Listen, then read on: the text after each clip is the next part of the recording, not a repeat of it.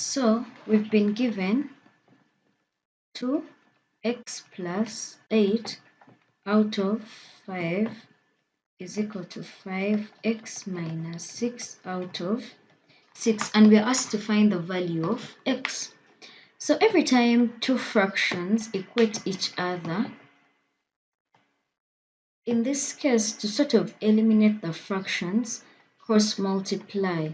So we shall have a multiplying d, and b multiplying c.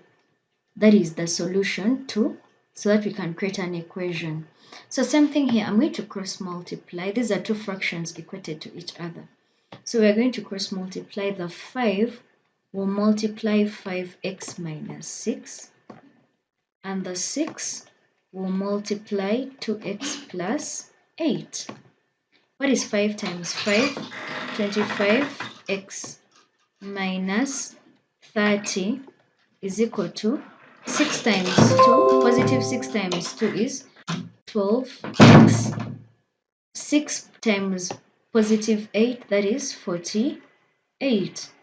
So we try to collect like terms. The x's be on one side and the constants stay on one side. So what I'll do, I'll bring the 12 to this side, and then the 30 will come to this side. In that case, the 12 here is a positive. When it crosses this side, it becomes a negative. So it's going to be 25x minus 12x is equal to this. The 30 is a negative, so when it crosses this side, it's going to be a positive. 48 plus 30. 25 minus 12, we get 13x. 48 plus 30, we get 78. Divide by 13, divide by 13, we realize that x is equal to 6. And that right there is the answer.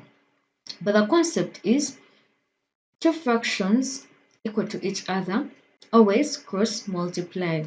The rest will be multiplication.